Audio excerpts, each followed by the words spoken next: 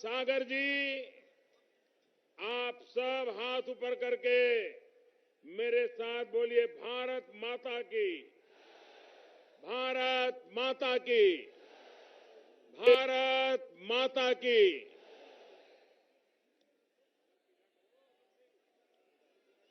भाइयों बहनों, इतनी विशाल संख्या में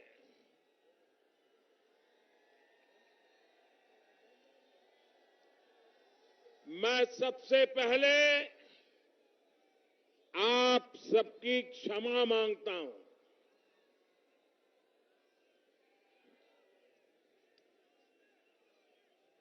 भाइयों बहनों, मैं सबसे पहले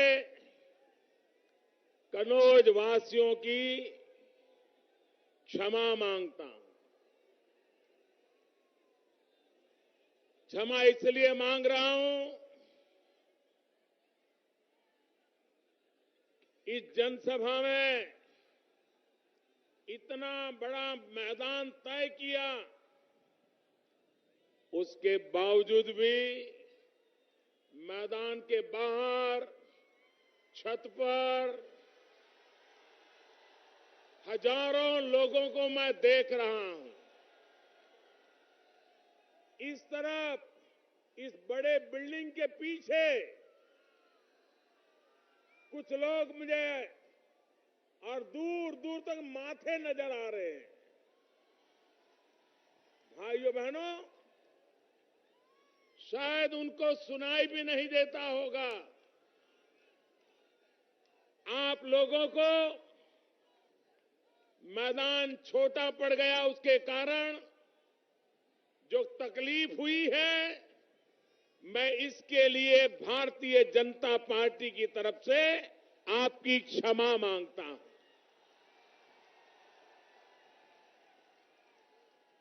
लेकिन भाइयों बहनों, आप इतनी बड़ी मात्रा में आशीर्वाद देने के लिए आए, हमारे सभी उम्मीदवारों को आशीर्वाद देने आए।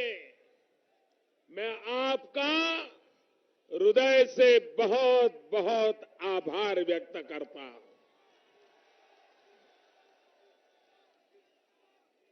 भाइयों बहनों, चुनाव की बात तो करूंगा, चुनाव सभा के लिए आया हूं, लेकिन एक शिकायत भी करना चाहता हूं। भाइयों बहनों, मुझे ये तो बताओ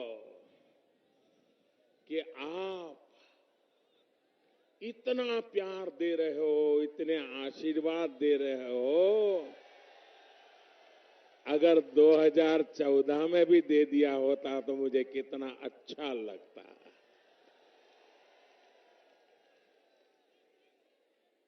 पूरा उत्तर प्रदेश भारतीय जनता पार्टी को विजयी बनाया, लेकिन कुछ सीटें जहां दो कुनबे के लोग लड़ रहे थे, आपने आंख की शर्म के कारण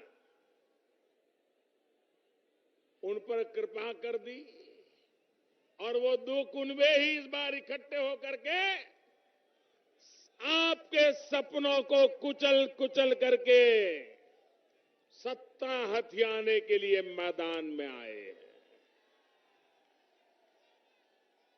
और मैं देख रहा हूं, इस बार मैं कन्नौज की धरती पर देख रहा हूं कि जो 2014 में रह गया, वो कसर पूरी करने का कन्नौज वासियों ने तय कर लिया।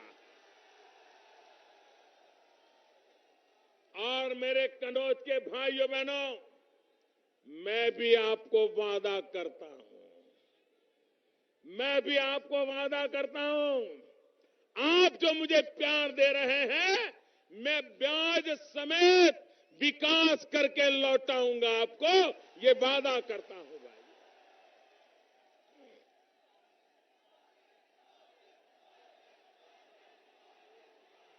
भाइयों बहनों,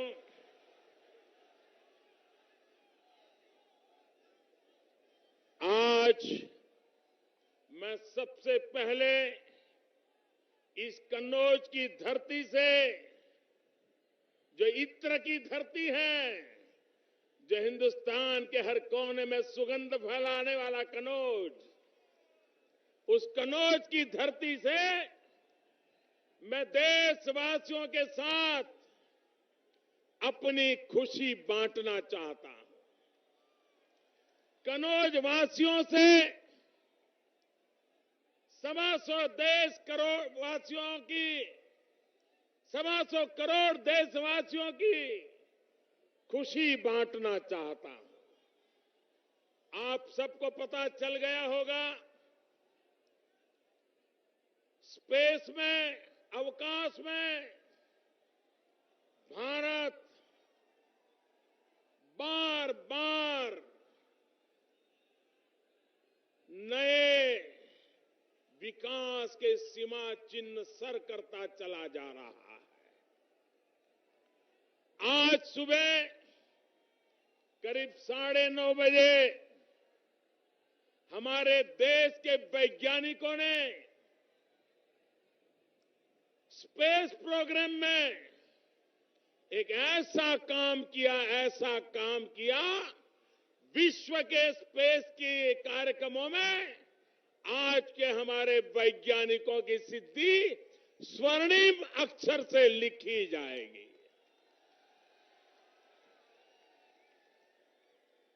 आज भारत के वैज्ञानिकों ने एक साथ, ये दुनिया का सबसे बड़ा रिकॉर्ड है, एक साथ 104 सैटेलाइट लॉन्च किए।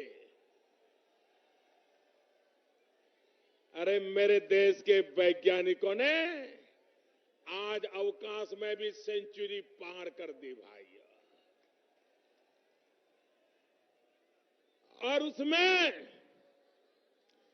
3 हमारे देश के हैं, लेकिन 101 हमारे वैज्ञानिकों ने जो सैटेलाइट लॉन्च किए वो दुनिया के और देशों के सैटेलाइट थे जो हमारे वैज्ञानिकों ने हिंदुस्तान में से लॉन्च किया। भाइयों बहनों, मैदान छोटा पड़ गया है। मेरी आपसे प्रार्थना है, आप थोड़ी शांति रखिए, आगे आने की कोशिश मत कीजिए। भारत माता की, भारत माता की। इस सज्जन को क्या तकलीफ है भाई? क्या तकलीफ है इनको?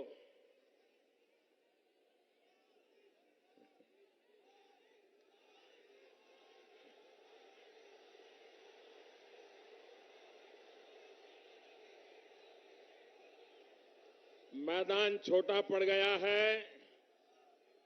आप लोग कृपा करके आगे आने की कोशिश मत कीजिए। जहां हो वहीं से भाजपा को जिताना, यही हमारा संकल्प है। भाइयों बहनों,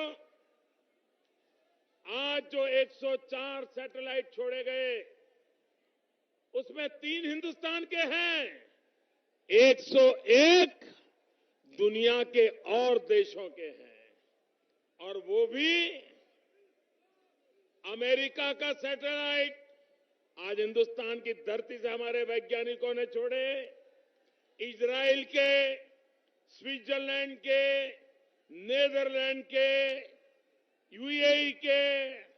आप कल्पना कर सकते हो भारत के वैज्ञानिकों ने भारत का नाम कितना ऊंचा किया है। भाइयों, एक साथ भारत के वैज्ञानिकों के नाम मेरे साथ नारा बोलिए, भारत माता की, भारत माता की, भारत माता की। ये मेरे वैज्ञानिकों के नाम है, मेरे देश के स्पेस के वैज्ञानिकों के नाम पर है, जिन्होंने इतना बड़ा कर्तव्य करके दिखाया है। भाइयों बहनों, मैं आज कनौज की धरती से उड़ीसा प्रांत के नागरिकों का भी धन्यवाद करना चाहता हूं।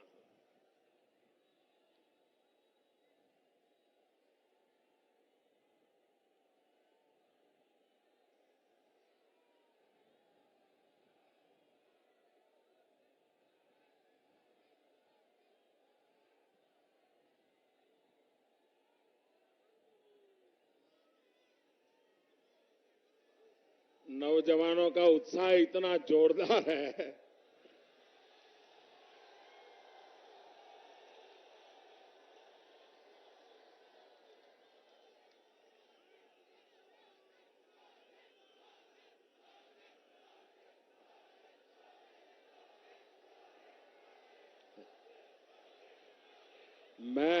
मैं भाषण आगे बढ़ाऊं, मैं बोलना शुरू करूं? जरा इधर वाले बताइए, बोलना शुरू करो। आप शांति रखोगे? मैं इन वालों को खास कहता हूं, शांति रखोगे? आपका प्यार मेरे सर आंखों पर भाई।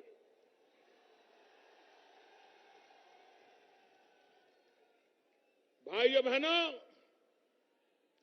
मैं आज इस कनौज की धरती से, उत्तर प्रदेश की धरती से, एक गंगा यमुना की धरती से उड़ीसा के नागरिकों का विशेष रूप से धन्यवाद करना चाहता हूं, उनका अभिनंदन करना चाहता हूं। मेरे उत्तर प्रदेश के भाइयों बहनों, सुन लीजिए,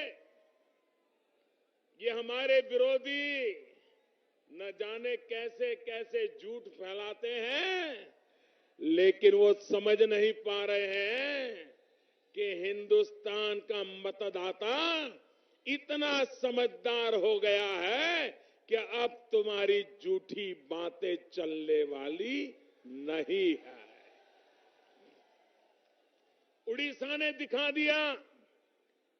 उड़ीसा में पंचायतों के चुनाव थे, गांव के चुनाव थे, गांव के गरीब लोग मतदान करते हैं। भाइयों बहनों, उड़ीसा में भारतीय जनता पार्टी बहुत कम ताकत वाली थी। हम पार्लियामेंट में भी बहुत कम लोग जीते थे, लेकिन कल जब उड़ीसा में चुनाव के नतीजे आए, भारतीय जनता पार्टी को अभूतपूर्व समर्थन उड़ीसा ने दिया है। मैं उड़ीसा का हृदय से धन्यवाद करता हूं। भाइयों बहनों, कुछ लोग कहते थे ये मोदी की सर्जिकल स्ट्राइक, ये तो चुनावी खेल है, नोटबंदी राजनीति है, न जाने कैसे कैसे आरोप लगाए थे। तीन महीने तक चुप नहीं रहे। जितने खेल खेलते थे, खेल सकते थे, खेलते रहे, लेकिन हिंदुस्तान के गरीब से गरीब मतदाता ने उनको धूल चाटने के लिए मजबूर कर दिया। भाई, अभी उत्तर प्रदेश में क्या हुआ? एमएलसी का चुनाव हुआ। एमएलसी का चुनाव हुआ, 3 सीटें भारतीय जनता पार्टी भारी बहुमत से उत्तर प्रदेश में जीत गई। क्या हुआ? लोगों को ये साथ पसंद क्यों नहीं आया? एमएलसी के चुनाव में आपके सुपड़े साफ क्यों हो गए? भाइयों बहनों, ये बोलते साथ हैं, लेकिन कारोबार स्वार्थ का है, ये जनता भली भांति जान गई है। भाइयों बहनों, पिछले दिनों नवंबर, दिसंबर महीने, जनवरी में चंडीगढ़ कॉरपोरेशन का चुनाव हुआ, जहां भारतीय जनता पार्टी 20 साल से जीत नहीं पाई थी। चंडीगढ़ कॉरपोरेशन में भारतीय जनता पार्टी 2/3 बहुमत से चुनाव जीत गई भाइयों। महाराष्ट्र में नगर पालिकाओं के, पंचायतों के चुनाव हुए। सारी विरोधियों की शक्ति को महाराष्ट्र की जनता ने साफ कर दिया, भारतीय जनता पार्टी को विजयी बनाया। 8 नवंबर नोटबंदी के बाद उड़ीसा में विजय, चंडीगढ़ में विजय, महाराष्ट्र में स्थानीय निकाय में विजय, गुजरात में स्थानीय निकाय में विजय, राजस्थान के उपचुनावों में विजय, जहां जहां मध्य प्रदेश में चुनाव हुए, भारतीय जनता पार्टी विजयी हुई। ये बात हवा का रुख बताता है कि भारतीय जनता पार्टी के साथ इस देश का गरीब से गरीब इंसान जुड़ गया है।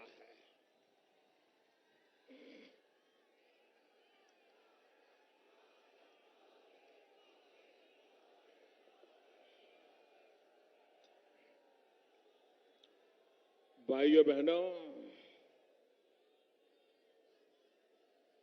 ये समाजवाद की बातें करने वाले, इंदिरा गांधी के जमाने से गरीबी हटाओ के माला जपने वाले लोग कितने खोखले थे, कितने झूठ बोलते थे। भाइयों बहनों,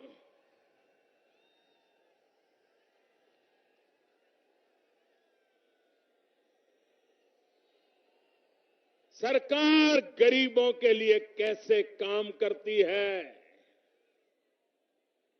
आप मुझे बताइए भाइयों बहनों। आखिर सरकार किसके लिए होती है? क्या सरकार अमीरों के लिए होती है? जरा जवाब दीजिए, क्या सरकार अमीरों के लिए होती है? क्या सरकार धन्ना सेठों के लिए होती है? क्या सरकार बड़े बड़े लोगों के लिए होती है? क्या सरकार कुछ इने गुने कुनबों के लिए होती है? भाइयों बहनों, सरकार गरीब के लिए होती है। सरकार की पहली जिम्मेवारी गांव, गरीब, किसान, दलित, पीड़ित, शोषित, वंचित, महिला, युवा, उनके लिए सरकार समर्पित होनी चाहिए। लेकिन भाइयों बहनों, ये चुनाव आते गरीब गरीब गरीब गरीब करते रहते थे, लेकिन कभी गरीबों के लिए न सोचा न कुछ किया। आपको जानकर के हैरानी होगी, ये उत्तर प्रदेश में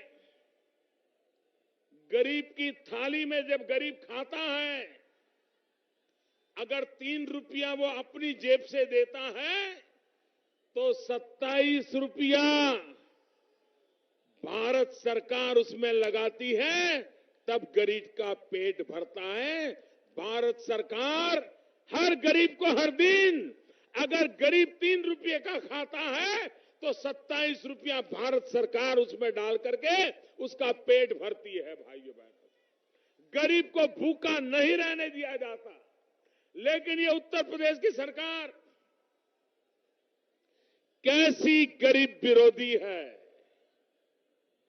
भारत सरकार ने अन्न सुरक्षा के तहत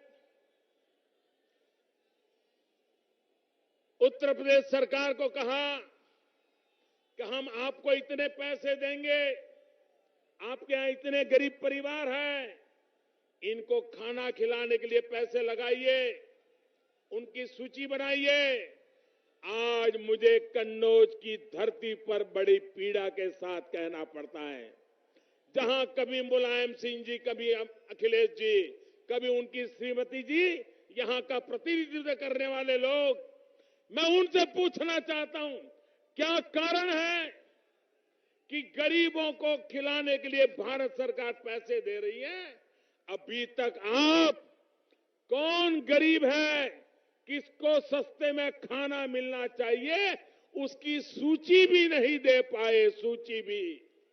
अभी भी 50,000 और लोगों को खिलाने के लिए 750 करोड़ रुपया दिल्ली में हमने निकाल के रखा हुआ है, लेकिन ये उत्तर प्रदेश की सरकार उसको लेने में इंटरेस्ट नहीं है, गरीबों का नाम लिखने के उसको रुचि नहीं है। क्यों? क्योंकि उनको तो वही गरीब गरीब लगते हैं जो उनके कुनबे के साथ जुड़े हुए हो, उनकी पसंदगी की कोई जाति के साथ जुड़े हुए हो। अगर उस जाति में वो नहीं है तो रुपया आएगा तो भी उसको देंगे नहीं, वो गरीब होगा तो भी भूखा मरने देंगे। दिल्ली सरकार पैसे देती है लेकिन उन गरीबों को देने का इनका इरादा नहीं है। भाइयों बहनों, ये गरीबों के दुश्मन है कि नहीं है? ये गरीबों के दुश्मन है कि नहीं है?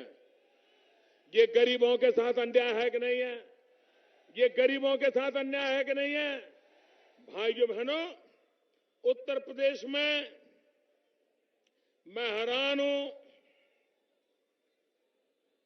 कुछ सामाजिक संस्थाएं जहां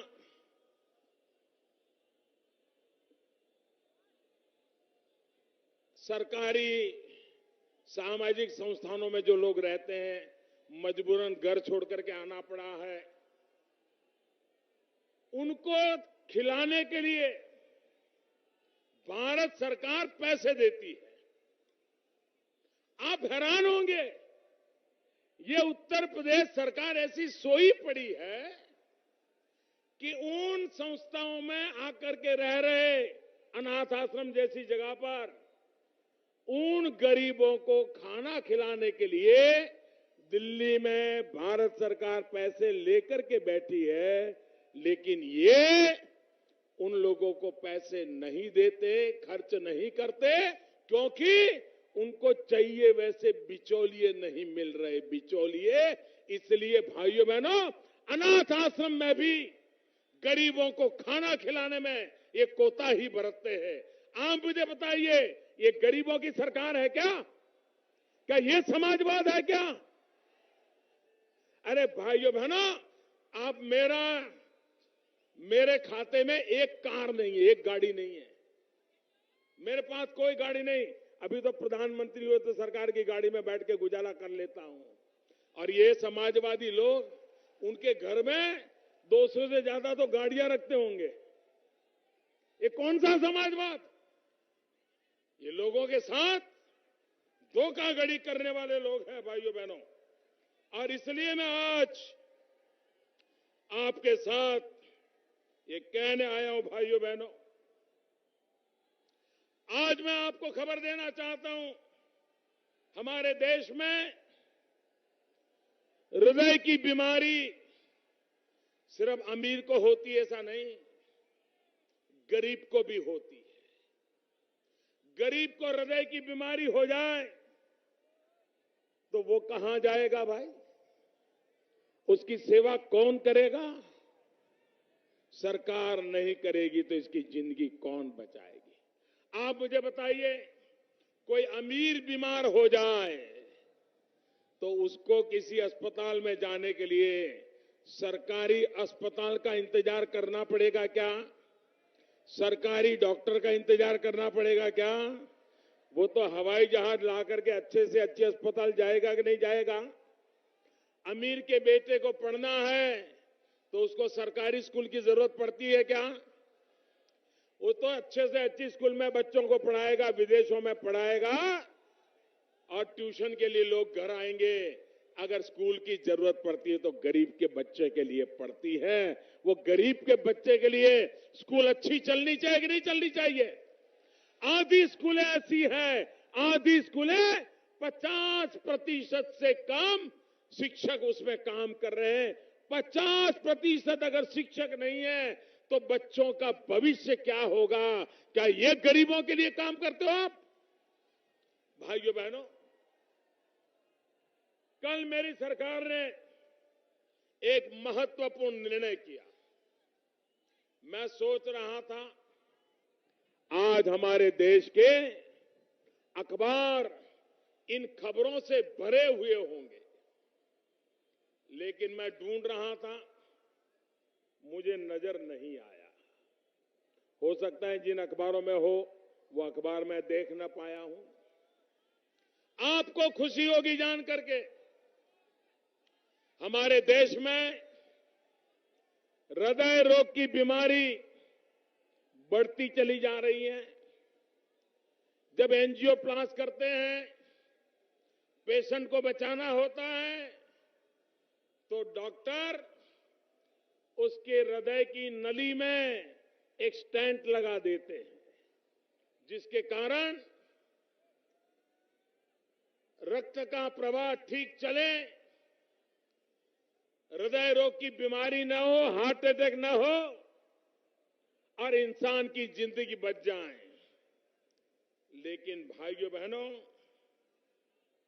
सामान्य प्रकार का जो स्टेंट होता था, अगर गरीब को भी वो स्टेंट लगाना हो 45,000 रुपया लगता था। 45,000।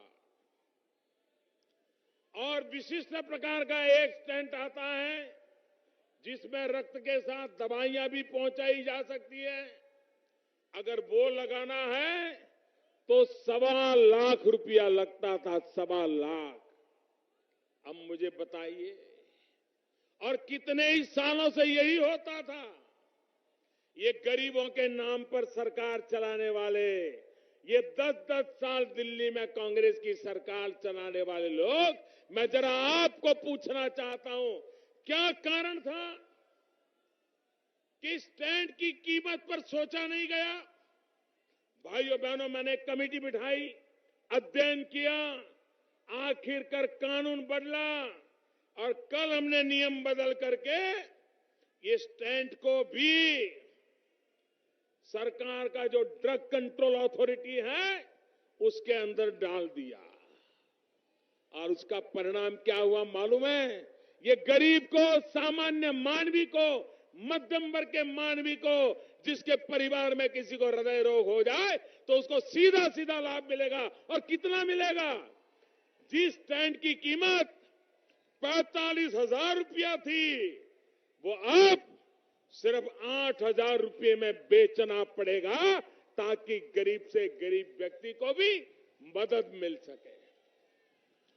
जिसकी कीमत 1 लाख, 1.25 लाख करोड़ थी, उन 1.25 लाख करोड़ के स्टैंड को अब सिर्फ 30,000 रुपये में बेचना पड़ेगा। मध्यम वर्ग के व्यक्ति को बीमारी की स्थिति में कैसे मदद मिल सकती है, इसका ये उदाहरण है। भाइयों बहनों, ये हमारा कन्नौज इत्र से भी जाना जाता है, आलू से भी जाना जाता है। हमारा किसान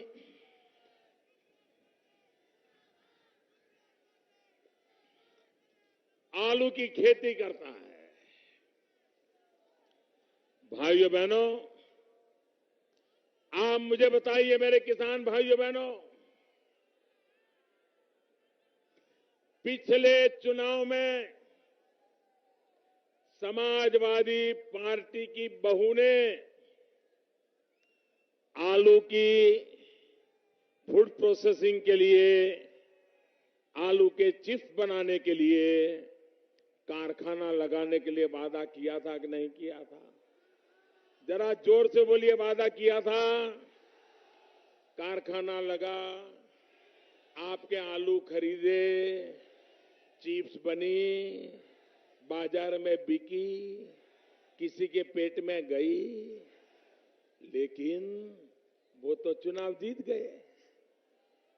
अब उनसे हिसाब मांगोगे कि नहीं मांगोगे? हिसाब चुकता करोगे कि नहीं करोगे? ऐसे वादे करने वालों को सजा करोगे कि नहीं करोगे? भाइयों बहनों, मैं भारतीय जनता पार्टी उत्तर प्रदेश को बधाई देता हूं कि उत्तर प्रदेश भारतीय जनता पार्टी ने इस बार अपने घोषणा पत्र में एक महत्वपूर्ण वादा किया है और वो वादा किया है आलू, प्याज, लहसुन सरकार के मिनिमम सपोर्ट प्राइस एमएसपी से खरीदा जाएगा। आलू के किसान को मरने नहीं दिया जाएगा। भाइयों बहनों, अगर किसान को बचाना है तो किसान जो पैदावार करता है उसकी मूल्य वृद्धि होनी चाहिए, वैल्यू एडिशन होना चाहिए। और जब तक एग्रो प्रोडक्ट का प्रोसेसिंग नहीं होता है, हमारे किसान को पानी के मोल अपनी फसल बेच देनी पड़ती है। और इसलिए भारत सरकार ने एक महत्वपूर्ण निर्णय किया है कि जो कृषि पैदावार है, इस पर कोई प्रोसेस करने के लिए कारखाना लगाता है तो 100% फॉरेन डायरेक्ट इन्वेस्टमेंट के लिए भारत सरकार ने उसको खुला कर दिया है ताकि दुनिया के लोग यहां आए, आलू की में से चिप्स बनाने के कारखाने लगाएं और आलू का किसान सफलतापूर्वक अपनी जिंदगी का गुजारा करे। लेकिन भाइयों बहनों, ये कांग्रेस पार्टी में एक ऐसे नेता है जो आपके पास वोट मांगने आए हैं, उनको इतना ज्ञान नहीं है कि आलू खेत में होता है कि आलू फैक्ट्री में होता है। वो उत्तर प्रदेश में किसानों की यात्रा निकाली और किसानों की यात्रा निकाल करके भाषण किया और किसानों के सामने अब उनको बेचारों को रोना कि हंसना कुछ समझ ही नहीं आ रहा था। और ये बोलते जा रहे थे, आलू की फैक्ट्री लगाने की बात बोलते थे। आप मुझे बताइए भाई, आलू खेत में होता है कि फैक्ट्री में? आलू खेत में होता है कि फैक्ट्री में? आपको बराबर समझ है ना? आपको है ना समझ? उनको नहीं है। कैसे लोग किसानों के नाम पर बातें करते हैं, उनके मुंह में शोभा नहीं देती, शोभा नहीं देती। भाइयों बहनों, कोई टमाटर की खेती करे लेकिन टमाटर सस्ते में बिकता है, लेकिन अगर टमाटर का केचप बनाए, बढ़िया सी बोतल में पैकिंग करे तो दुनिया भर में अच्छे दाम से वो माल बिकता है। कोई दूध बेचे, कम पैसा मिलता है, लेकिन दूध से मिठाई बना करके बेचे तो ज्यादा पैसा मिलता है।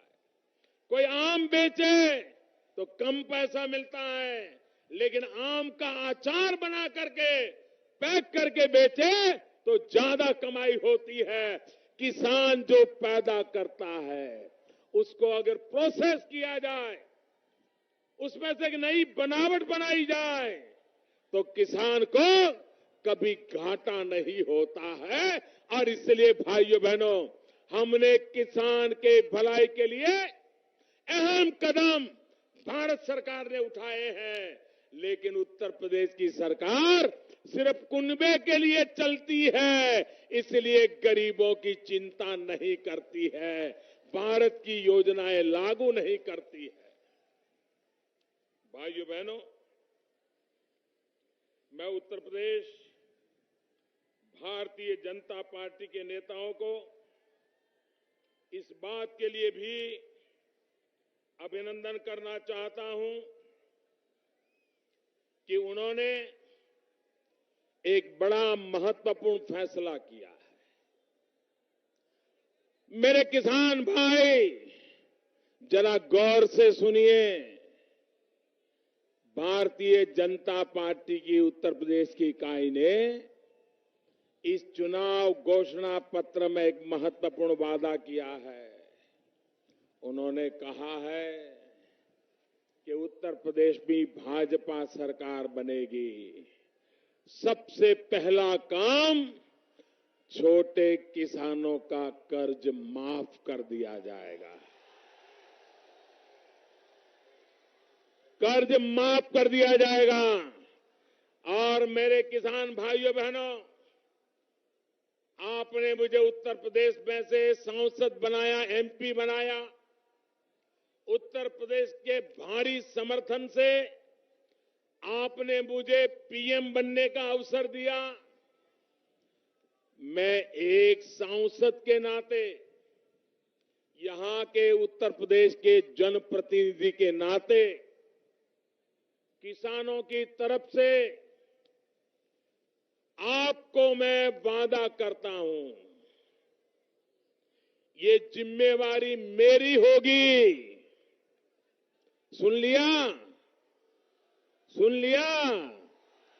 ये जिम्मेवारी मेरी होगी कि उत्तर प्रदेश की सरकार बनते ही उनकी पहली मीटिंग में ही किसानों का कर्ज माफ करने का निर्णय मैं करा दूंगा।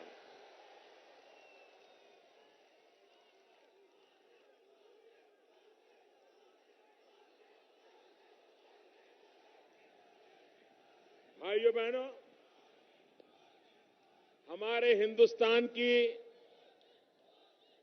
फिल्म आप देखते हैं, अलग अलग प्रकार की मूवी आती है, सिनेमा देखते हैं आप लोग।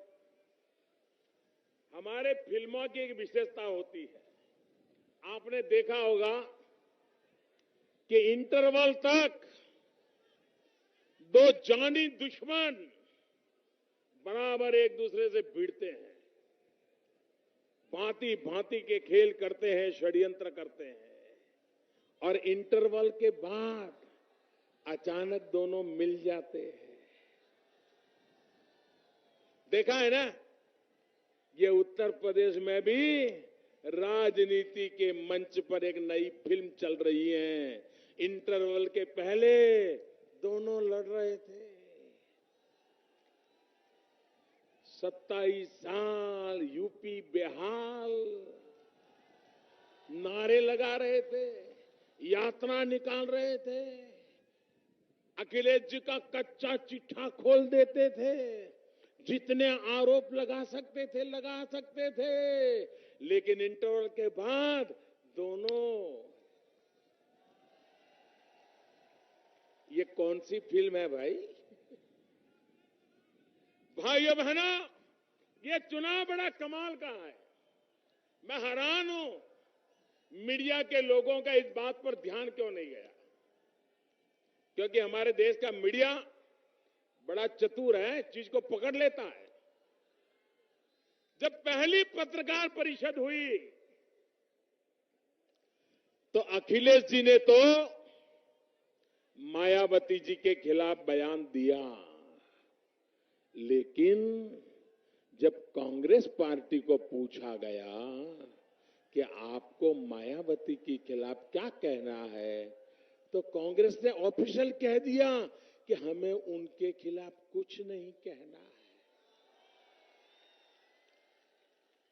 लेकिन मैं हैरान हूं कि इसके बाद कभी कांग्रेस को किसी ने प्रश्न ही नहीं पूछा कि आपका मायावती जी के लिए क्या कहना है, बीएसपी के लिए क्या कहना है।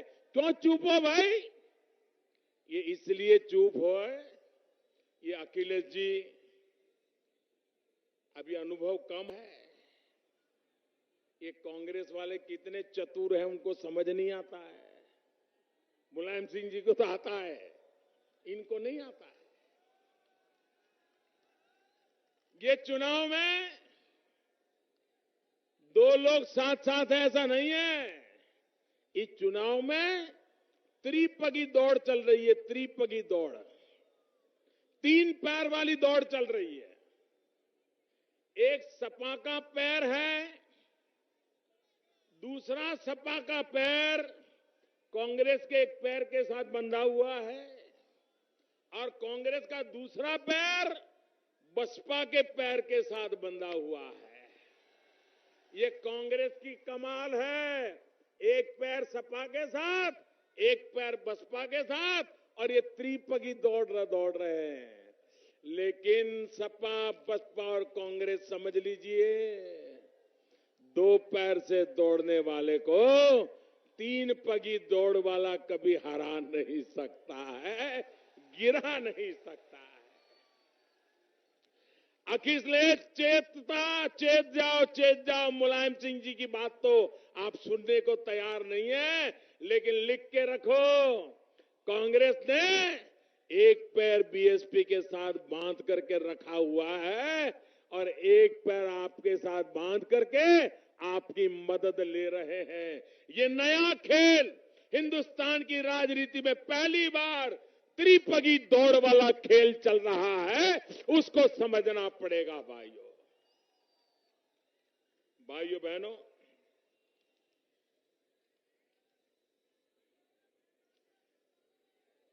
इस उत्तर प्रदेश में आपने देखा 5 साल मायावती जी की जब सरकार थी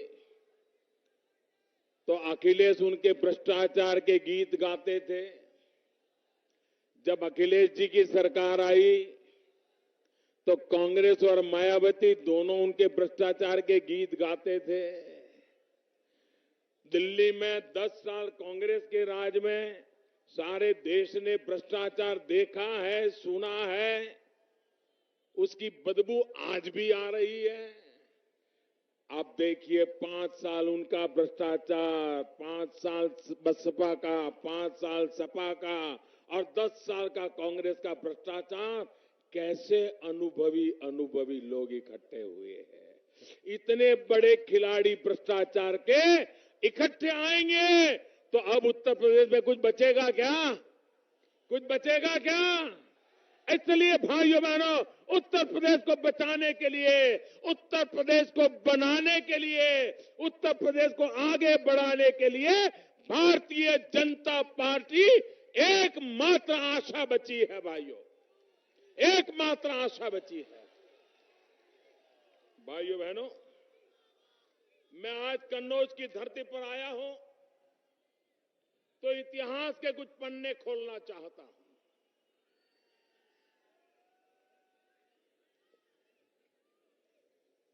भाइयों बहनों, ये बात याद रखिए और इस पूरे इलाके में घर घर पहुंचाइए।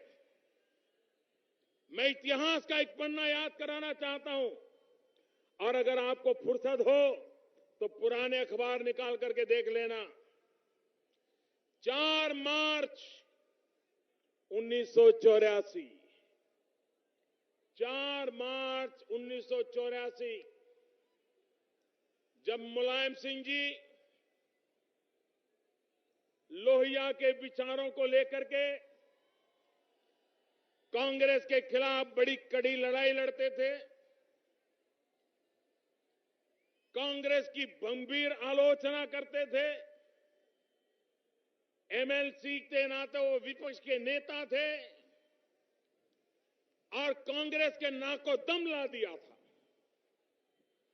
और इसके कारण कांग्रेस मुलायम सिंह जी से परेशान थी। भाइयों बहनों, कांग्रेस इतनी तंग आ गई थी कि एक दिन 4 मार्च 1984 मुलायम सिंह पर गोलियां चली, उनको हत्या करने का गंभीर प्रयास हुआ। वे बच गए और बच गए। उसके बाद मुलायम सिंह के समर्थन में एक राष्ट्रीय लोकतांत्रिक मोर्चा मैदान में आया। मुलायम सिंह जी की हत्या करने के षड्यंत्र के खिलाफ चौधरी चरण सिंह जी अटल बिहारी वाजपेयी जी, उन्होंने एक बहुत बड़ा आंदोलन किया, मुलायम सिंह जी की रक्षा के लिए आंदोलन किया। मुलायम सिंह जी पर गोलियां चलाने वालों को सजा दिलवाने के लिए आंदोलन चलाया। भाइयों बहनों, और वह आंदोलन कांग्रेस की सरकार के खिलाफ चला था, कांग्रेस पार्टी के खिलाफ चला था। भाइयों बहनों, मैं जरा अखिलेश जी से पूछना चाहता हूं, ये कांग्रेस की गोद में बैठने से पहले जरा 4 मार्च 1984 उस दिनों को याद कर दीजिए, जब आपके पिताजी पर कांग्रेस ने इतना गंभीर हमला करवाया था। 28 मार्च को बहुत बड़ी रैली हुई थी। क्या कभी आपने सुना है कुर्सी के मोह में कोई ऐसा भी बेटा होता है जो अपने बाप की जिंदगी के साथ खेल खेलने वाले लोग, मौत का गांठ उतारने के लिए गोलियां चलाने वाले लोग और उनके पीछे जो लोग थे, उनकी गोद में बैठ करके राजनीति करना, इससे बड़ी शर्म की बात क्या हो सकती है। ये गंभीर बात मैं आज कह रहा हूं भाइयों में। क्या कभी हो सकता है, आप मुझे बताइए, आपके पिताजी पर किसी ने हत्या का प्रयास किया हो, आप कभी उससे दोस्ती करेंगे? करेंगे दोस्ती? कोई बेटा करेगा भैया? क्या राजनीति इतनी गिर गई है, इतनी नीचे गई है कि कुर्सी के मोह में इस प्रकार के कांड किए जाए? भाइयों बहनों, ऐसे लोगों को कभी माफ नहीं किया जा सकता। भाइयों बहनों, जब उत्तर प्रदेश की चर्चा आती है तो यूपी लिखते हैं अंग्रेजी में, यूपी, यूपी, यू और पी, लेकिन वैसे यूपी को देखो तो अप होता है, उसका अप है ना, ऊपर जाना, अप। यूपी का मतलब होता है अप। लेकिन भाइयों बहनों, आज मैं यूपी का अगर खाका खोलूं तो कहीं अप नजर नहीं आता है, सब कुछ डाउन नजर आता है, सब कुछ डाउन नजर आता है। आज यूपी में जनता का भरोसा डाउन है, विकास का ग्राफ डाउन है, कानून व्यवस्था डाउन है, माताओं बहनों की, बेटियों की सुरक्षा का मसला डाउन है, किसानों की खुशहाली डाउन है, युवाओं की रोजगारी डाउन है, व्यापारियों का कारोबार डाउन है, बिजली का उजाला डाउन है, सड़क का हाल डाउन है, स्वास्थ्य और शिक्षा डाउन है। सपा कांग्रेस बसपा की राजनीति के बाद डाउन ही डाउन है, लेकिन कहने को अप है। और अब क्या है? यूपी का अप, कारोबार डाउन, और अगर अप क्या है? अपराध अप है, भ्रष्टाचार अप है, असुरक्षा अप है, दंगा अप है, मां बहनों पर अत्याचार अप है, बेरोजगारी अप है, गरीबी अप है, बीमारी अप है, शिशु मृत्यु अप है, माता मृत्यु अप है, स्कूल छोड़ने वालों की संख्या अप है, पलायन करने वालों की संख्या अप है। और फिर भी कहते हैं काम बोलता है। ये काम बोलता है कि कारनामे बोलते हैं? भाइयों बहनों, काम कैसे बोलेगा? आप मुझे कहिए भाइयों बहनों, यहां पुलिस की भर्ती में जातिवाद होता है कि नहीं होता है? पुलिस की भर्ती में जातिवाद होता है कि नहीं होता है? ईमानदार नौजवान को रोजगार मिलता है क्या? जाति के नाम पर उसको नकार दिया जाता है कि नहीं जाता है? यहां के पुलिस थाने सपा के कार्यालय बन गए कि नहीं बन गए? सपा का कार्यकर्ता चाहे उसको सजा करवाता है कि नहीं करवाता है? पुलिस से डंडा मरवाता है कि नहीं मरवाता है? यहां पर जमीनों पे कब्जा सपा के लोग करते हैं कि नहीं करते हैं? निर्दोष लोगों की जमीन का कब्जा सपा वाले करते हैं कि नहीं करते हैं? उनकी कोई सुनवाई होती है क्या? पुलिस मदद करती है क्या? अफसर मदद करते हैं क्या? सरकार मदद करती है क्या? क्या ये चलने देना है क्या? ये खत्म होना चाहिए कि नहीं? ईमानदारों को उसका हक मिलना चाहिए कि नहीं मिलना चाहिए? गरीब को उसका हक मिलना चाहिए कि मिलना चाहिए? नौजवान को उसका अधिकार मिलना चाहिए कि नहीं मिलना चाहिए? भाइयों बहनों, आपको वादा करने आया हूं, भारतीय जनता पार्टी की सरकार बनेगी। ये जहां जहां बेईमानी हुई है उसका चट्टा चिट्ठा खोल दिया जाएगा।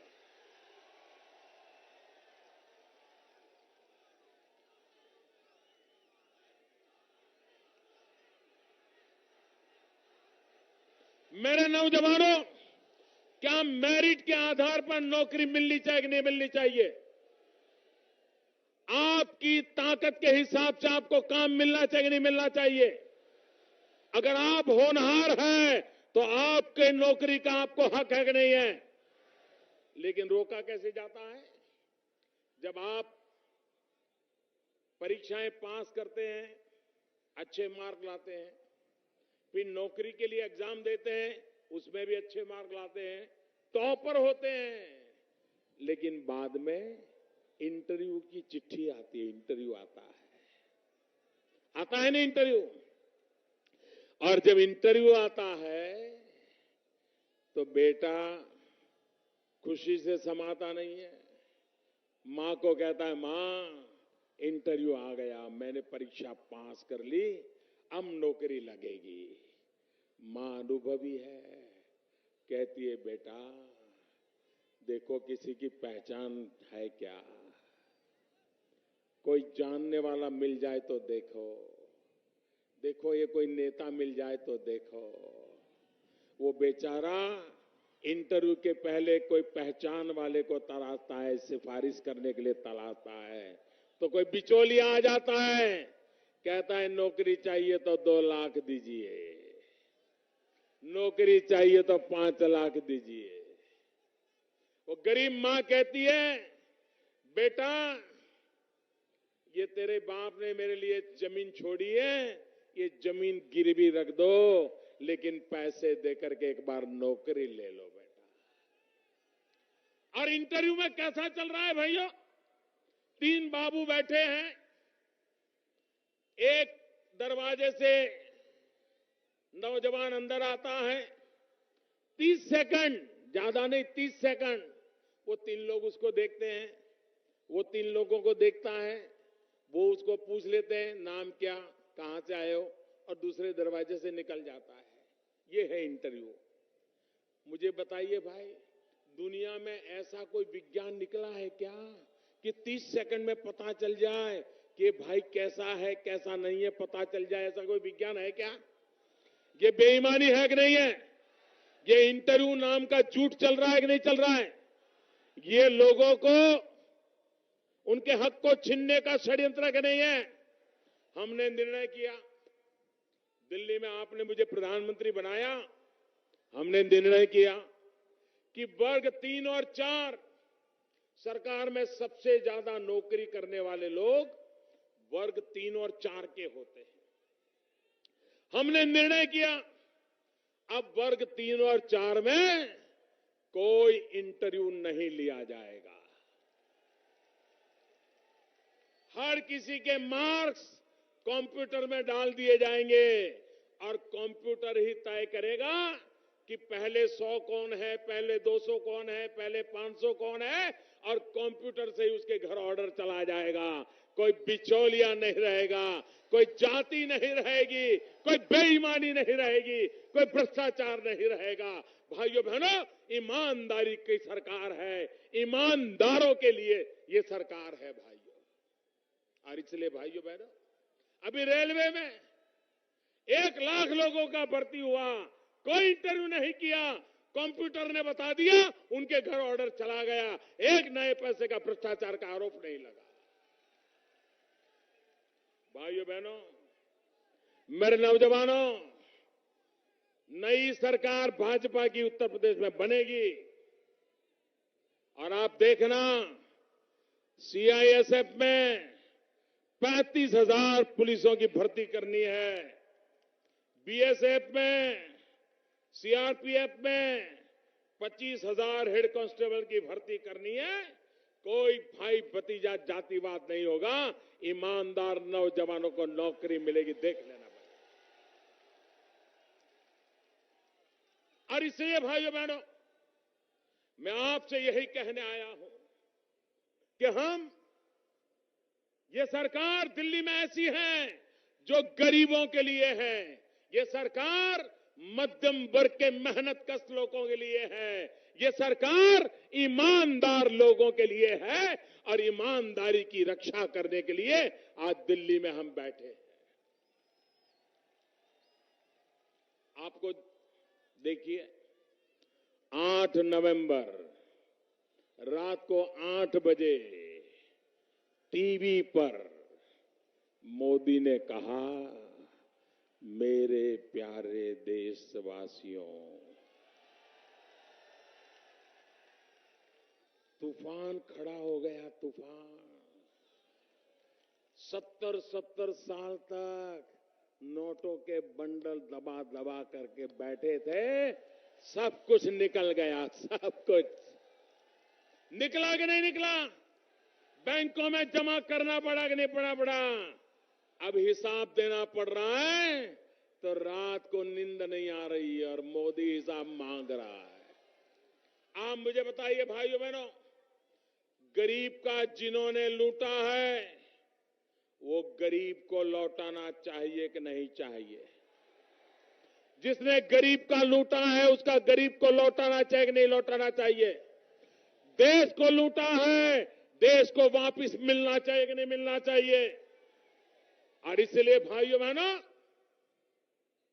मैंने भ्रष्टाचार और काले धन के खिलाफ एक बहुत बड़ी लड़ाई छेड़ी है, और मैं जानता हूं ये लड़ाई सामान्य नहीं है। बड़े बड़े सातिर दिमाग वालों से मुझे लड़ना है, बड़ी बड़ी हस्तियों से लड़ना है। देश का माल खा खा करके ताकतवर बने, ऐसे लोगों से मैं भिड़ रहा हूं, लेकिन लड़ पा रहा हूं। क्यों? क्योंकि 125 करोड़ ईमानदार लोगों के मुझे आशीर्वाद है, और ईमानदार लोगों के आशीर्वाद है, इसी के कारण बेईमान लोग आज कांप रहे हैं। भाइयों बहनों, आप मुझे बताइए, भ्रष्टाचार के खिलाफ लड़ाई चलनी चाहिए कि नहीं चलनी चाहिए? भ्रष्टाचार खत्म होना चाहिए कि नहीं होना चाहिए? भ्रष्टाचार जाना चाहिए कि नहीं जाना चाहिए? काला धन खत्म होना चाहिए कि नहीं होना चाहिए? इसके लिए कठोर कदम उठाने चाहिए कि नहीं उठाने चाहिए? आपके आशीर्वाद है मुझे? दोनों हाथ ऊपर करके पूरी ताकत से बताइए, आपके आशीर्वाद है? आपके आशीर्वाद है? आपके आशीर्वाद है?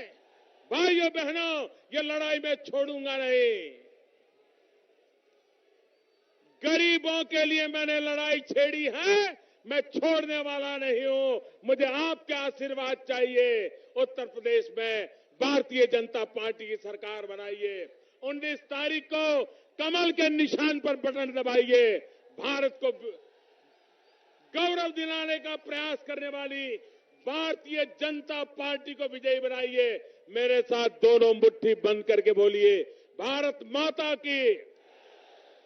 पूरी ताकत से बोलिए, भारत माता की, भारत माता की। बहुत बहुत धन्यवाद।